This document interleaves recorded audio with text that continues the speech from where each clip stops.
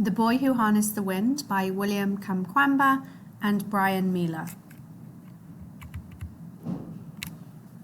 Chapter 1, Part 3, page 12. But the dangers for children are even greater. As I mentioned, these wizards command great armies of children to do their witchcraft, and each night they prowl the villages for fresh recruits. They tempt them with delicious meats, saying it's the only way to heaven. Once the children devour the tasty morsels, it's revealed as human flesh.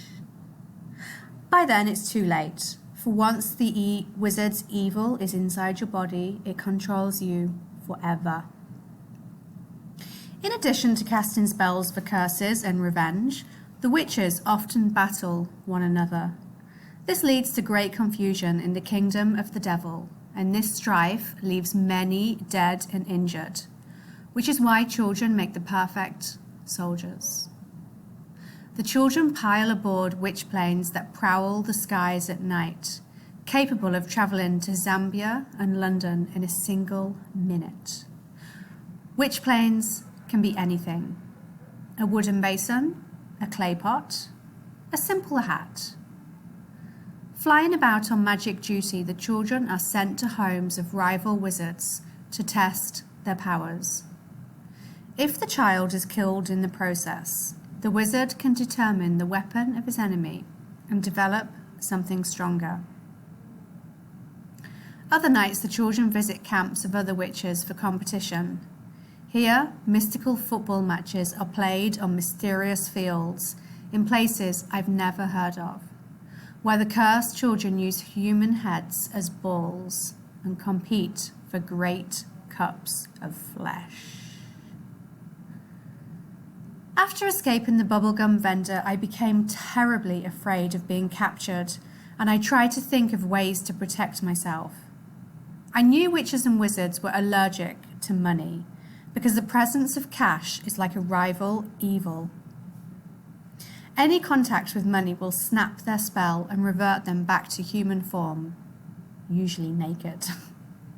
For this reason, people often plaster their walls and bed mats with kwacha notes to protect themselves during the night. If they're suddenly awoken by a naked man trying to escape, their suspicions are correct. Another way of protecting yourself is to pray your soul clean each night at the foot of your bed. And I'd done that too. Homes of the prayerful are concealed from witch planes that fly overhead. It's like passing through a cloud. "Papa, please, some kwacha notes for my walls," I begged my father one afternoon. "I can't sleep at night."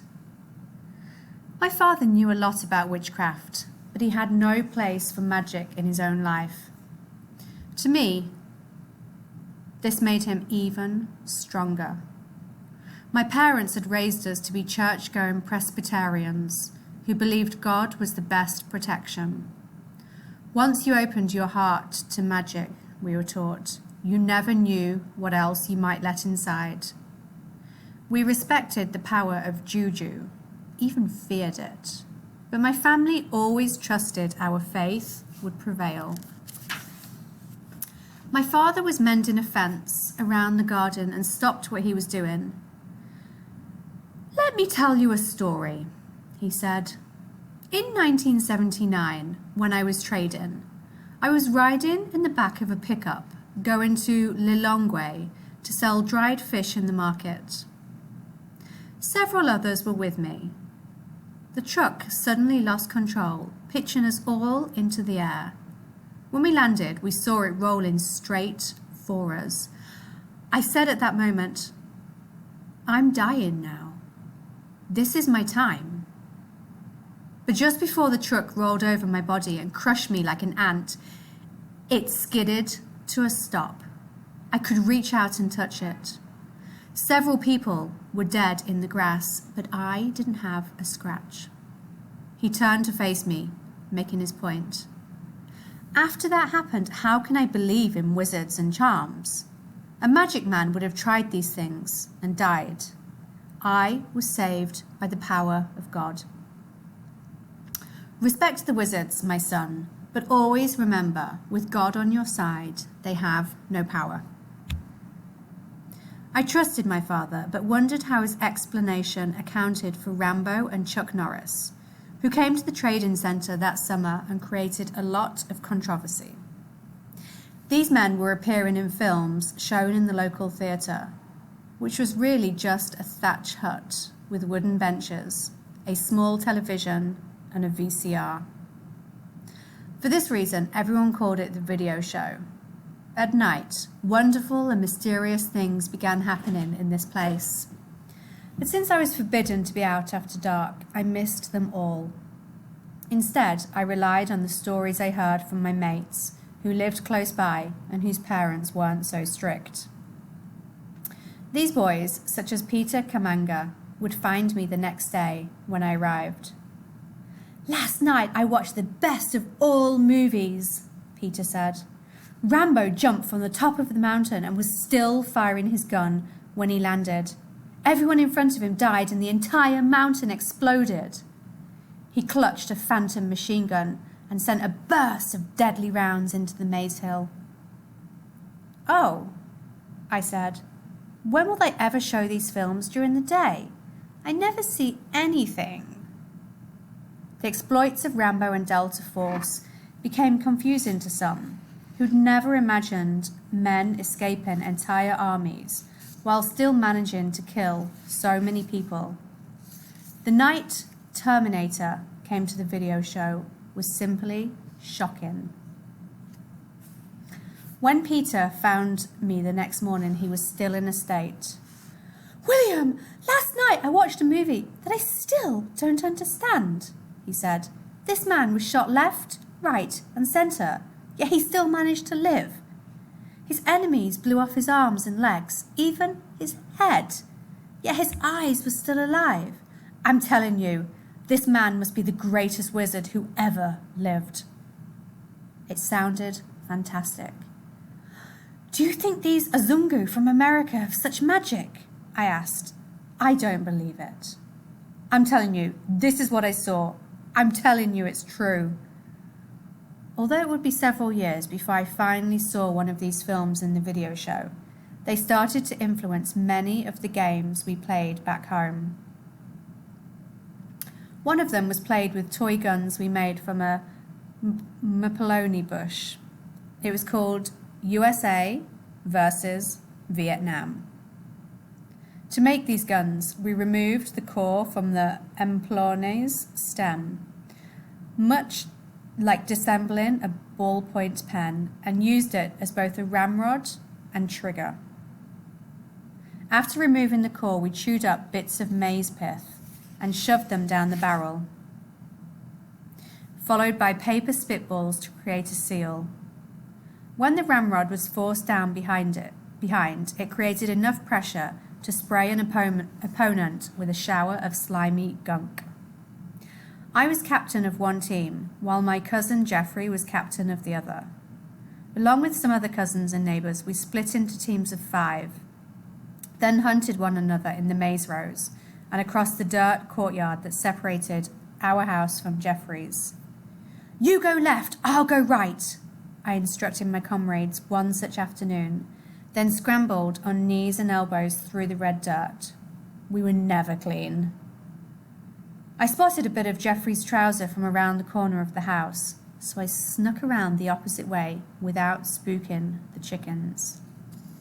Once I was clear, I bolted around the corner. It was an easy ambush. "Tonga!" I jammed the ramrod down the barrel and released a shower of white saliva and mush, spraying my cousin square in the face. He fell to the ground, holding his heart. "Hey, meo inne, I'm dead!" Usually, whichever team won first got to be America the following round, since America always defeated Vietnam in the video show. We were a solid gang of 3. Myself, Jeffrey, and our friend Gilbert, whose father was the chief of our whole Wimbay district. Everyone called Gilbert's father Chief Wimbay, even though his real name was Albert Moffat. When we got bored with playing US versus Vietnam, Jeffrey and I went to find Gilbert. Going over to Gilbert's house always guaranteed a show, as the chief's work was never done. As usual, we found a line of truck drivers, market women, farmers and traders waiting outside under the blue gum trees to share their concerns and grievances. Each held a chicken under one arm or a small bit of cash in hand as a gift for their great leader. During these personal encounters with the chief, people addressed him as Caro, the ruler of all the land. Odi, Odi, said a farmer at the doorstep, meaning, hello, can I come in? The chief's messenger and bodyguard, Mr. Nuata, stood at the door in his short pants and army boots, dressed as a policeman. It was Mr. Nuata's job to protect the chief and filter all of his visitors. He also handled all the chickens. Come, come, he said. The chief sat on the sofa, dressed in a crisp shirt and nice trousers. Chiefs usually dressed like business people, never in feathers and hides. That's in the movies. Chief Wimbay also loved his cat, which was black and white but had no name. In Malawi, only dogs are given names. I don't know why. The cat was always in the chief's lap, purring softly as the Caro stroked its neck. Caro, Caro, the farmer said, bending to one knee and gently clapping his hands as a sign of respect. We have an issue that requires your intervention. The land you granted me 15 years ago is being encroached upon by my brother's son. I need you to help so there's no bloodshed. Very well, the chief replied. Let me think about this and carry out some research. Come back on Sunday and I'll have an answer. Oh, Zikomo Kwambiri, Caro. Thank you with respect. We waited until the farmer left and approached Mr. Nuata. We're here to see Gilbert, we said as we passed through the door. Gilbert was in his room with a tape deck singing to Billy Kaunda, who'd just been voted Malawi's best musician of the year. For a boy, Gilbert had a beautiful singing voice and would later record 2 albums in Blantyre. My voice sounded like one of the guinea fowl that screeched in our trees as it pooped. But I never let that stop me. Gilbert, Bo. Bo! Sharp, sharp! This was our slang, strictly observed at every meeting. The word beau was short for bonjour, started by some chaps learning French in secondary school and wanting to show off. I don't know where sharp came from, but it was like saying, are you cool? If you were feeling really good, you could even go a bit further. Sure? Sure. Fit? Fit. Eh? Let's go to trade-in, I said, meaning the trade-in centre. I hear the drunkards were spilling out of Ofesi last night. This was the Ofesi boozing centre, a forbidden and therefore fascinating place. Ofesi sat on the outskirts of the trade-in centre, one of the last shops before the road opened towards Chamama town. Loud, thumping music always played inside the dark doorway, even at noon. It was where men with screwed-up eyes would appear in the doorframe, smoking cigarettes, then toss out empty cardboard cartons of booze to join the mountains of others in the dirt. Whereas most people saw garbage in those cartons, we saw treasure and possibility.